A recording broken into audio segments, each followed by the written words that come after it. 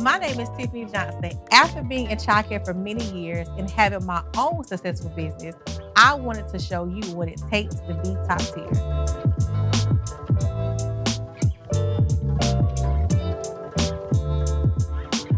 Today we have our co-host back, Latoya Williams, and we have a special guest, Miss Ericka Jones. Hello, my name is Latoya Williams.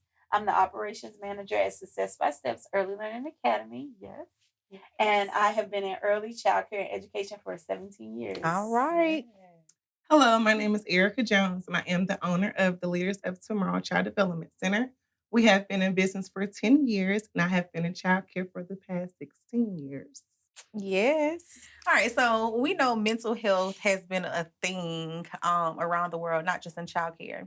So why do you think acknowledging mental health in childcare is important? I feel like it gives you a better awareness of where your teacher's ability are, because if you have someone who it does not have patience or is have anxiety, they may not be great in the infant room because all the crying and screaming and all that kind of stuff. Granted, we have that in all the classrooms, but the infants is a more constant versus placing them in the preschool class where they're more self-sufficient, know how to use their words. So mental health is a big thing. Like, I feel like it was taboo for a long time, and I'm glad that it's becoming a popular topic because it's not just in childcare, but overall, we need to know where people are, especially with children, because you don't want to have a trigger with a teacher and then we have a DSS case and then they're in jail. On the news. And on the news. Because they will slap you right on the news. Right. Fast. So how do you think? What do you think? I agree 100%. If your mental is not where it needs to be, you can't perform not only for the kids, but for yourself, for your family, for everyday people who we cross paths with. You have to make sure that your mental, I say this all the time, everybody want to check, but the first check is a self-check. And you have to make sure that yourself is in a position that will allow you to be a better person for everybody that you come across. So it's one of those things where if I'm not okay, how am I going to make sure you're okay? Right. Or the parents are okay, or the children are okay. Like, you have to make sure that, again, you're getting that downtime. You're getting that me time, because sometimes you have to just pause and cut off the world to make sure that you're elevating and becoming a better person so that you can fulfill whatever your heart desires. Because if your mental is, you're thinking about this and you're thinking about that and you're focused on this, it's like, woof. Sometimes we can just keep going all the time because we think we have superpowers, but there comes a time where you have to stop and gather yourself, talk yourself to it and through it so that you can, again, be in a better position so that you can give the children 1,000% of you without feeling like it's unnoticed or feeling like it's one of those things where it don't matter. So, in the previous episodes, we talked about that safe place. So just making sure you still have that safe place so that it can go to make sure they're being able to come back to reality and fulfill the job that needs and I to think be that done. with the directors or any person that's in leadership, so as an owner, like I have to make sure that everyone's that's in leadership, like Toya she's over all the locations, so she's aware on how on mental health and how serious it can be, So I think making sure that the person that you have in management or even like with the directors, like making sure that they understand that mental health is real. So having that conversation with them, like, listen, do not downplay your teachers, feelings, like if they ever came to you and tell you that they're having a hard time, don't just sweep it under the rug, but like, oh, she just coming in here because she just don't want to, she just don't want to work in that classroom. Or, a teacher coming to you and say, hey, like, listen, I cannot deal with the infants today. And we've had that before. Yeah, I can't,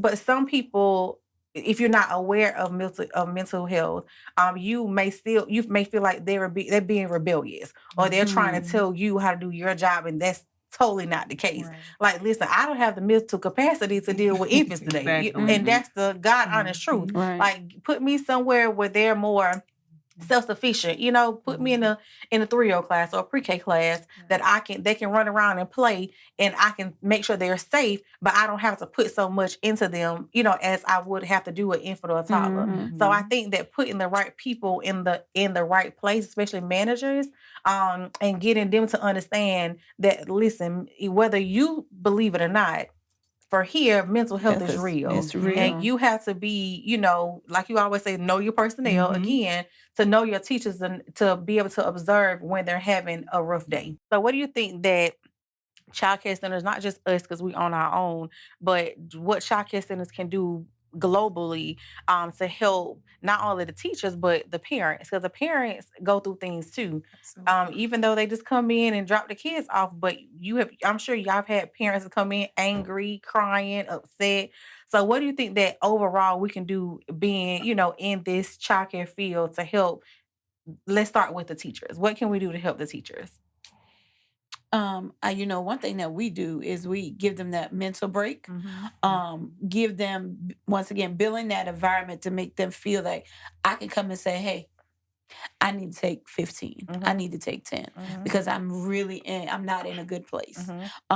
Having that safe haven is a special thing, because I've been in a place where my mental health as a teacher was, y'all, it was through the roof. Like I could not function anymore. But I didn't feel comfortable to go into my director and telling her until I was at my breaking point. Like, I can't do this no more. I need to put in my notice. Like, I didn't feel comfortable, and I didn't feel like they were going to receive it well. I feel like they were going to be like, you just being extra. But I really was in a bad mental space. And I didn't even realize, because of COVID, that's when a lot of it took place, because of all the racial issues that were going on during that time. It was a real thing. I had to go on like a Zoom meeting, and they were talking about mental health, and they were talking about teachers. And I was like, oh my God, I am going through an issue. I'm not the only one. So I think having that safe space to say, hey, I'm going through something, will get the ball rolling. But that goes back to upper management too. You do. And we got to realize, as management team, that what we can handle, everybody else can't handle that. Isn't that everybody true? don't have the same level in their cup. Their cup might be overflowing at half, where versus us, we can go to the top and tipping over and dripping over, and we're okay. But everybody cup can't hold the same capacity.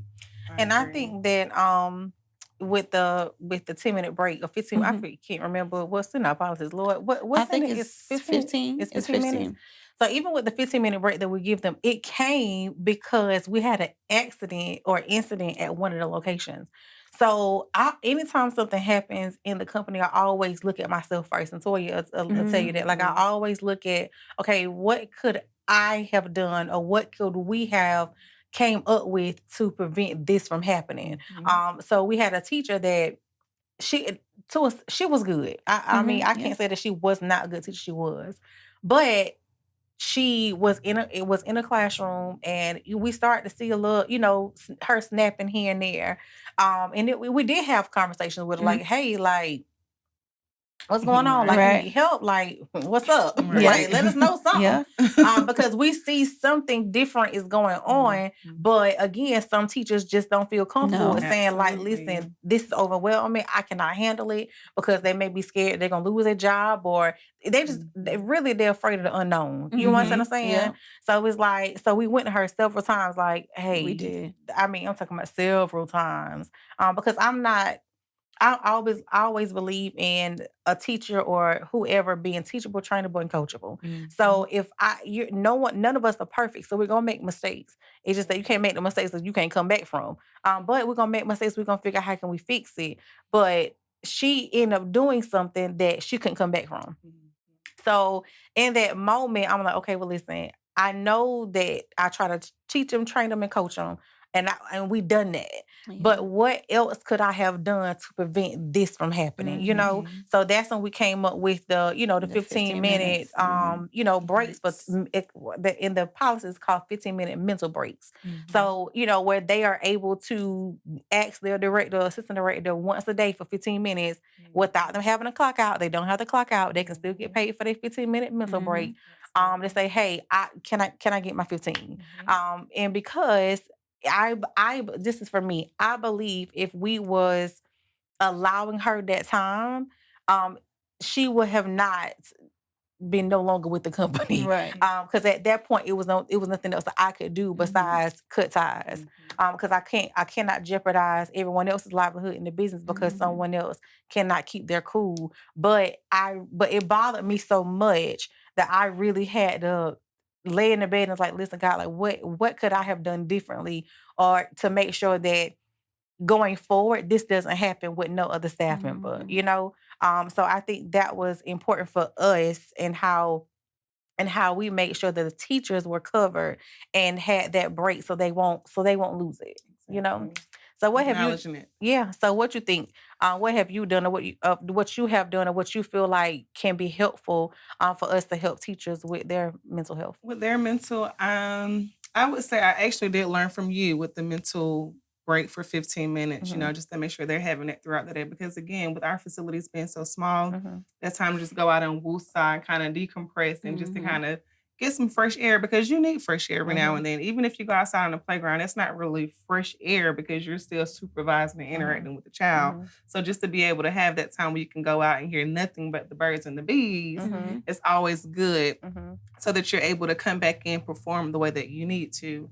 I have not fully committed to teachers' night out where maybe we can show more appreciation and maybe take them out. But I've thought about implementing that just to say like, hey, you know, you guys did an awesome job as a team. Maybe every other quarter or something, we can do something that way. They can kind of look forward to being on track with the team or with, you know, the company. Like, hey, after this week, I know Miss Jones, we're going to be, you know, having some time without the children. So that way we know that you guys do a lot because we all have been in classrooms before. So we know what comes with it. So just to have that reward and something for them to look forward to, whether it's every semester, or every, you know, season or whatever, they'll just be able to continue to want to do their job because they know, okay, I can get rewarded because the company's going to see me. You know, they're going to, if it's different incentives that we can add, you know, for not calling out or even sticking through the hard part when it is short staffed. So just being there and being present, I think, you know, and again,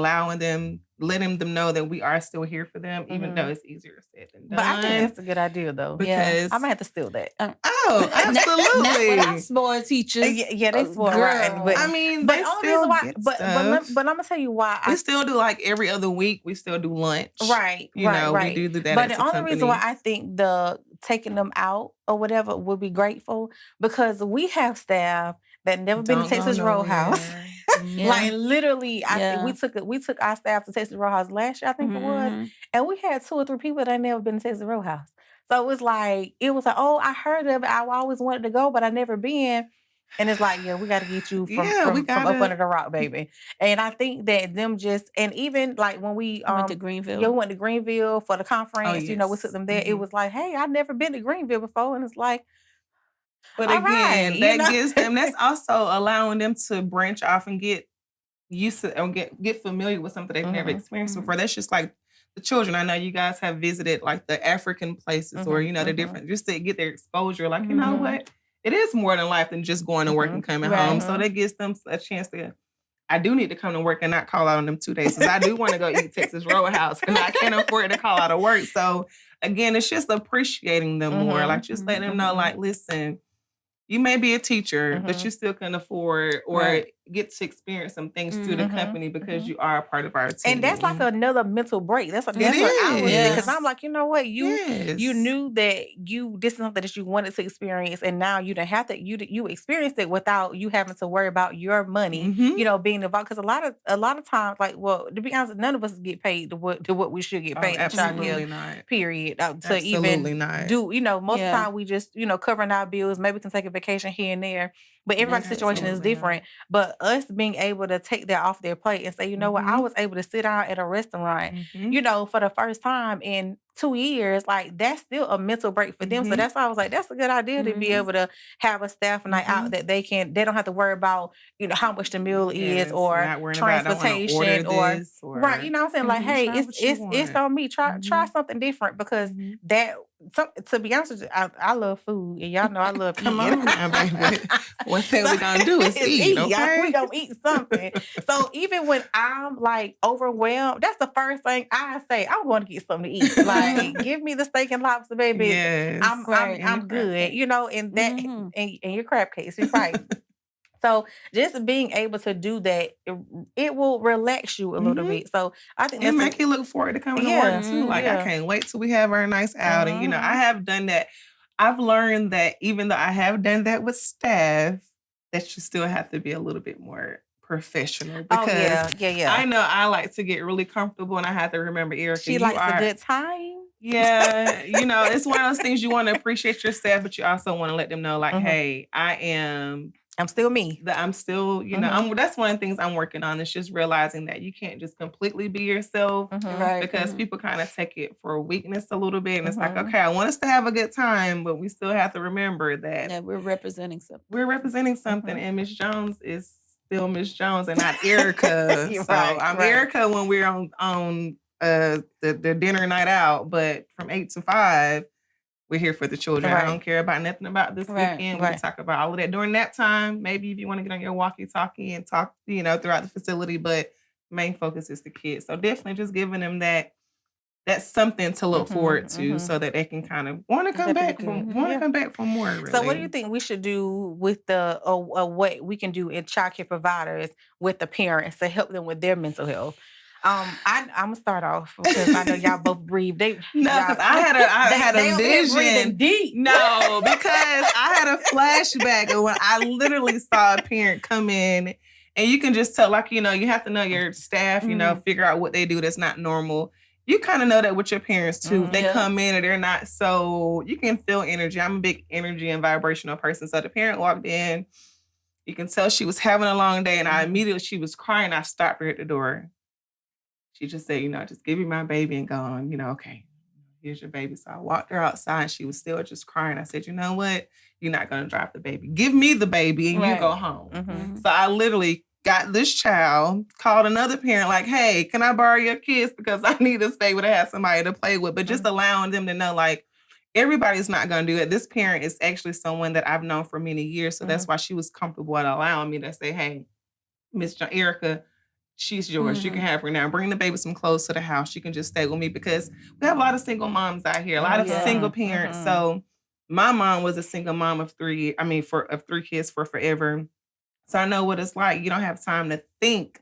Once you pick up that child, it's like day two of your, you know, that's like your second job, you know. So once you pick them up, if they have that, again, like the staff night out, maybe we can offer more like parent night outs, or, you know, if they do, you know, a share or a promotion or something, they get different incentives. Like if you get maybe so many points, you get a free night out, or maybe a discount on tuition. You know, it's something, because we have scholarships and stuff like that too. So it's one of those things where we're reminded of parents that, like you say, this is just not your child's school. This is your school as well. So if it's something that we can do, let us know. So just more events, I would think, for the parents. So when they do pick up their child, you know, one of our buildings, I've even thought about maybe just having the children in one building and the parents can be in the other building, maybe like a paint and pour, or just something that they can kind of not worry about mommyhood. Because you have single fathers too, or daddyhood. So they can just come out and just, y'all can stay here. I don't have to worry about paying for a babysitter. Y'all can just stay here while we can go to another location. So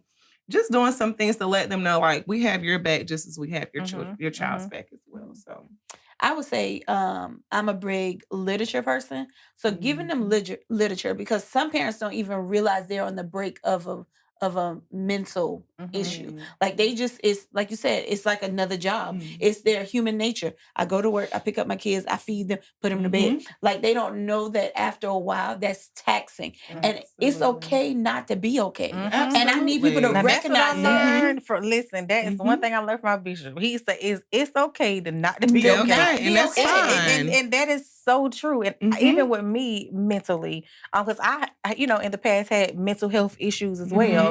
So I had to learn, like, Tiffany, it's okay not to be okay. Like, get yourself together, figure life out. whether you, and it's okay to lean on other people to be able to help. So I think even what our parents, like, I want them to understand, like, you can lean on us. Right. Absolutely. Like, And we mean it. Like for real. Absolutely. We mean it Yeah. from the heart. Yeah. Absolutely. So if you're having a financial problem, like, you Let us already know. listen, let us know. We got scholarships and programs, and we can, that we can help you out. Now, we're not saying make it a habit now. No, we ain't gonna do that. Okay. But again, we put a time limit on it. we do put a time limit on it because we feel like, because what we normally do with the scholarship, like, how long it normally is, and it is based on the issue at hand. Because some of them we'll give them a month. Some I think we've done like 3 months of scholarship. So it just depends. And I think that sometimes it's a financial situation with some of them, and some of it is just they just overwhelmed altogether. So in our mission statement, we talk about, how we're here for the family. Like, we're not just here for the students. Like, of course, we want them to be educated, we want them to be in a safe place. We give them all that kind of good stuff. But I know, for me being a teenage mom, like, I need help too. You know what I'm saying? Like, I can't. And if you're starting from the top, which is that single mom or single father, like, they need assistance. They need resources. To kind of help them through whatever they're going through. So I think even with us, how we do the what do we do? The birthday gifts or whatever once a month for the parents. Like, we have had parents cry because they feel like ain't nobody ever thought about them on their birthday, or now that they're older than their parents. It's like, nobody thinks about me on my birthday. Like, it's my birthday, but we do. We think about you. Definitely do. So that's a good thing. That parents. I have seen our parents, like, really, really enjoy. And it really appreciate it. If we don't give them nothing big, You don't have to be. But it's like, oh, y'all thought about me. Because we had a parent call and said, "Dad birthday coming up. Y'all got his gift ready." I said, "We already got it ready. You just gotta pick it up." So they do look forward to it. What we think is small is huge to other people. I mean, even if it is small, again, it's that thought that counts. Right. Everything don't have to be big. It's just I took the time out my day to make sure, hey, this is for you. And I know, like, holidays is really, really big for parents too. Because we have had parents that could not afford to give their children birthday gifts or Christmas and stuff like that. Were the ones that celebrates those. And I have, like, went into my own pocket and headed on down to Burleson Coat Factory. And made sure that, those children, had Christmas. Or even back to school. Like, the ones, if you know your parents, you know your parents. You know the ones that's having a hard time. You know the parents that will love to do certain things for their children, or something has happened, that's dramatic, whether they lost their job or anything, and they can't do what they normally would do, or they can't afford a birthday party. So, hey, you know what? Don't worry about it. We're gonna have a birthday party here at the school. You come and bring the siblings and and you and the daddy, and we're gonna don't worry about it. We got it covered. But I know the biggest thing that I have done since I started, this was years ago.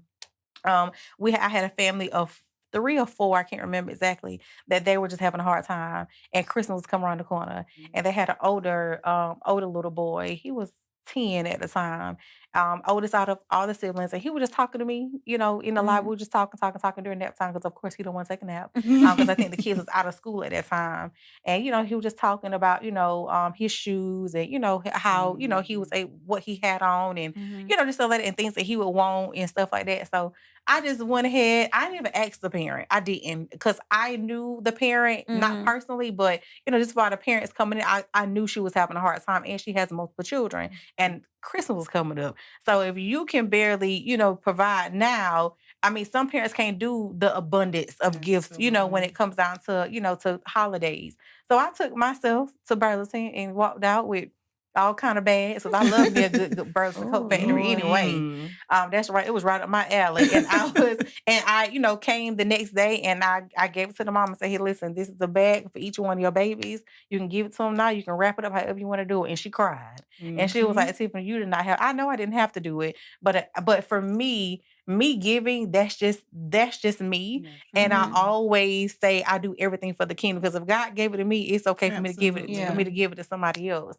Especially when I see them in need, like I'm okay. That gets you every time, especially when you say it's like, I have to do something. Like, you have to go out there and make sure that the family is especially straight. if for me, I always tell Toya will tell you, like, I say those are my kids, like, these are my babies, like, I don't know, you at work, they don't belong to you. Right, exactly. They belong to Same. Those me are while they're mine. here. So if I see something wrong with them while they're here, I'm going to fix it. Or Toya will be like, okay, Tiffany, I'm going to use the card and I'm going to go get such and such this because I know mama having a hard time or, whatever case may be. Have I ever told you no? Nope.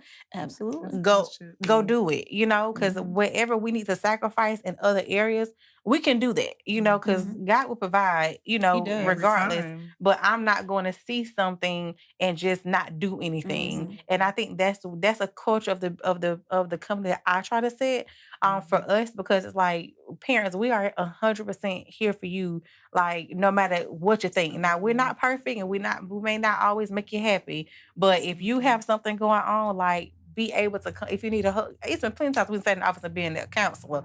Yeah. I'm not a licensed counselor, but I do believe Right. after these 17 years, I think I got counseling, down pat. We might can get an associate somewhere. Give me a little certificate for all the things we have done to be able to help staff. Like I said, not only staff, but staff and and teachers. Yeah.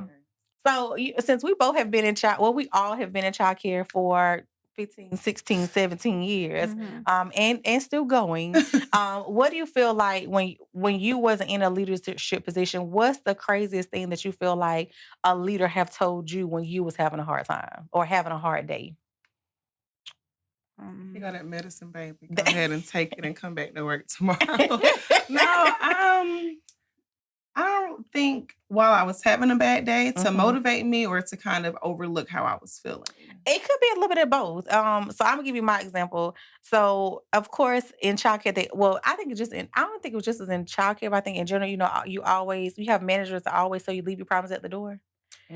So that was a thing that I have always, been drilled into my head was leave your problems at the door, leave your problems at the door. And it wasn't until I had to be in management and I started to have my own personal issues that I realized you can't always do that. That's not even realistic. No, it's like the mental health thing. It's like when you kind of checking your mental. Like I can't leave my problems at the door because my light bill still due when I walk through the door. It ain't like I walked through the threshold and then me and energy was paid. Like right. I still have these same problems, and yes, I can try my best to mask it, but I can't leave my problems at the door. Like I'm still gonna have the same problems when I walk through the door.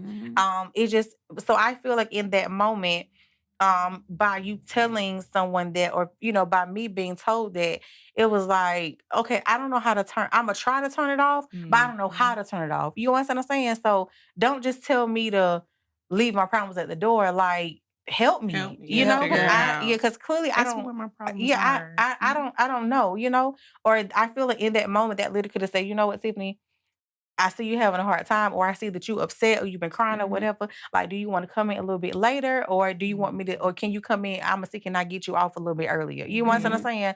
So at least you can show me that you care, because I think that's another reason why our teachers shut down too and don't let managers in, because you're not showing me that you even care about how I'm feeling or what I'm going through. So that was one of the things that I felt like needs to be just exit out of all jobs, not even just childcare, but don't tell nobody leave their problems at the door, because it don't work like that. That's true.